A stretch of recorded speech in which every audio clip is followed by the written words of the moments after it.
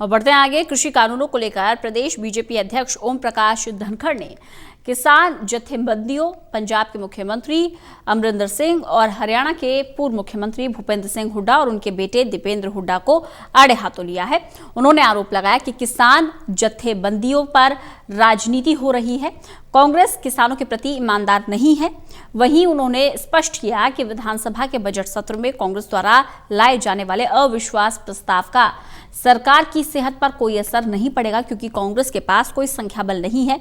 साथ ही उन्होंने राकेश टिकैत के बारे में कई बातें कही। बीजेपी प्रदेश अध्यक्ष ओपी धनखड़ से खास बातचीत की हमारे संवाददाता अनिल कुमार ने। 5 मार्च से हरियाणा विधानसभा का बजट सत्र शुरू होगा और कांग्रेस ने पहले ही ऐलान कर दिया है कि सरकार के खिलाफ वो नो कॉन्फिडेंस मोशन लेकर आएंगे।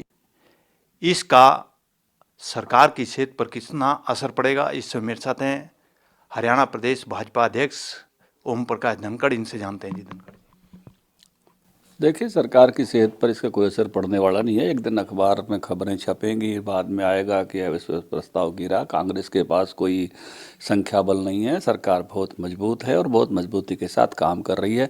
ये उनके ख्याली पुलाव हैं, तो उस नाते से वो अपने तब तक सदन 5 मार्च से शुरू हो रहा है, वो भी उसके बाद मिट जाएंगे। धनखड़ जी, जो प्रधानमंत्री ने सदन में कहा है एमएसपी जारी रहेगी, इसके साथ साथ 3 कृषि कानूनों को भी बताया कि आने वाले समय में क्या फायदा हो सकता है किसानों को, लेकिन कांग्रेस को रास नहीं आ रहा, क्या कारण है? देखिए, कांग्रेस तो इसमें से उसकी दोगली नीति सब जगह स्पष्ट हो चुकी है। पहले कांग्रेस इनके पक्ष में थी। हमने राहुल के बयान देखे, अजय माकन के देखे, हुड्डा कमेटी की रिपोर्ट देखी, हमने कपिल सिब्बल का भाषण देखा। तो वो सारे में और कभी भी किसानों के मामले में कांग्रेस पार्टी वैसे भी ईमानदार नहीं रही। ये इतनी अच्छी बात थी, जितनी अच्छी बातें वो अब कह रहे हैं एमएसपी और बाकी विषयों को लेके, तो सालों साल तक किसका राज था?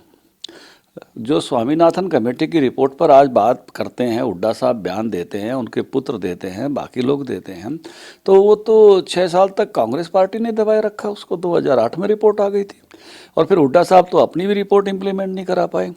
उनकी रिपोर्ट भी 2010 में आ गई थी। इन बातों का जवाब क्यों नहीं देते जनता में वो कि वो किसानों का जो भला करना चाहिए था वो कांग्रेस पार्टी ने कभी नहीं किया। और अब वो जो किसानों में एक शंका, एक अंदेशे पर जो आंदोलन चलाया गया, उस पर बैठकर कांग्रेस अपनी बेहतरनी पार करना चाहती है, लेकिन असत्य पर कभी बेहतरनी पार हुआ नहीं करती। इसलिए ये जो प्रधानमंत्री जी ने कहा, कृषि मंत्री जी ने कहा कि भाई ये कानून किसान के हक के लिए है, किसान के फायदे के लिए है, उनको गलत बता दिया गया है।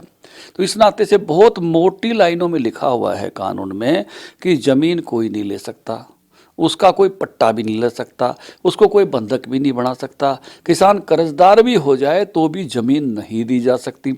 उसके बाद भी इस तरह की बातें इन्होंने फैलाई, अफवाहें फैलाई। वही आज बात कही, उस पर चलाया। जो रास्ता किसानों को कहीं भी बेचने के लिए खुलता था, घर से, खेत से लेके किसी भी राज्य में ले जाओ, उसका विरोध इन्होंने कराया।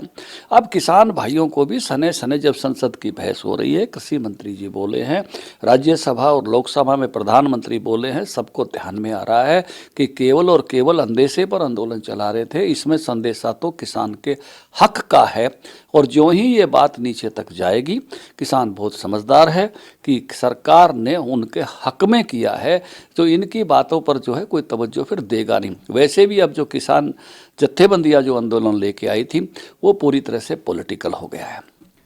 धनखड़ जी, जिस तरह आप भाजपा के किसान मोर्चा के राष्ट्रीय अध्यक्ष रहे हैं और आपको पास कृषि मंत्रालय भी रहा है, और अब जो है किसान आंदोलन कर रहे हैं और केंद्र की मोदी सरकार कई दौर की बैठक भी कर चुकी है, ये गतिरोध कैसे समाप्त होगा? देखिए, जो सत्य नीचे तक फैलता है तो अपने आप जो है, जब प्रकाश आता है तो अंधेरा छट जाता है। तो जो जो इस बात का प्रकाश फैलेगा कि कानून किसानों के हक में है, किसानों के फायदे के लिए है, ये बहस जब देखेंगे, प्रधानमंत्री जी का उद्बोधन जब नीचे तक जाएगा, कृषि मंत्री जी का उद्बोधन जाएगा, जो उसके तथ्य और सत्य है नीचे तक जाएंगे, तो सत्य के सामने असत्य अपने आप नहीं ठहरता है। इसलिए वो तभी तक ठहरता है जब तक सत्य वहाँ तक पहुँचता नहीं है। इन्होंने अफवाहें पहले फैलाई ये पहले से बता दी बहुत सारी बातें, और उसके कारण से लोगों को लगा वो शायद ऐसा हो सकता है। जब उनके सामने अब तथ्य और सत्य जा रहे हैं तो लोग इस बात का एहसास कर रहे हैं, और जब पॉलिटिक्स आ जाती है तो देखने का नज़रिया भी लोगों का बदल जाता है। पहले लोगों को लग रहा था कि वास्तव में किसान आंदोलन है, भाई किसानों के मुद्दे हैं, साथ देना चाहिए, लेकिन अब जब पॉलिटिकल पूरा आंदोलन हो गया है तो हमारी खाप पंचायतें बड़ी सामाजिक पंचायतें राजनीति से परे रहती हैं। जब राजनीति के एजेंडे आ जाती हैं तो वो भी समझ जाते हैं कि इनमें राजनीति हो रही है। तो अब ये किसान जत्थेबंदियां राजनीति कर रही हैं, राजनीतिक मुद्दे उठा रही हैं। धनखड़ जी, राकेश टिकैत जो है वो कहते हैं कि जब तक कृषि कानून वापस नहीं होते और इसके साथ एमएसपी पर कोई कानून नहीं बनता तब तक ये आंदोलन जारी रहेगा। देखिए, किसानों के मुद्दे उठाना वो एक विषय है, किसानों के बात कहना वो हमेशा ही किसानों के एजेंडे कभी ख़त्म होते हैं। किसी भी संगठन के एजेंडे या किसी भी समूह के एजेंडे वो कभी भी ख़त्म नहीं होते, वो चलते ही हैं और उनके हित के मुद्दे चलते रहते हैं। लेकिन जिन मुद्दों को लेकर आंदोलन किया गया था और जो भ्रम उत्पन्न किए गए थे, उन भ्रम की समाप्ति तो हो रही है। देखिए, 127% मनमोहन सरकार जितना पैसा खर्चती थी उससे 127% ज़्यादा पैसा एमएसपी पर खरीद के लिए मोदी जी की सरकार ने 6 साल में दिया है। अब वो खर्चते थे 34,000 करोड़, जो है गेहूं पर खर्चते थे, वो 75,000 करोड़ हो गया, और जो खर्चते थे 64,000 करोड़ वो 1,72,000 करोड़ हो गया। 10,500 करोड़ जो है दलहन पे हो गया। तो ये सारी की सारी बढ़ोतरी अगर आप हिसाब लगाएंगे तो 127% की है। 6 साल में ये बहुत ही बड़ी बढ़ोतरी है। तो एमएसपी पर खरीद सबसे अच्छी इसी सरकार के समय में हुई है। 6,000 सीधा किसानों को इसी सरकार के समय में दिया गया है। जोखिम फ्री सरकार को इसी समय किया गया। स्वामीनाथन रिपोर्ट A2+FL इसी सरकार में दी है। कांग्रेसी तो पैरों नीचे दबाए बैठे थे। इसलिए आज वो किसान हितैषी बन के आए हुए हैं जो बाजरा नहीं खरीदते, वो किसान हितैषी बन के आए हुए हैं जो गन्ने का भाव हरियाणा से कम देते हैं, यहाँ 350, पंजाब में 310।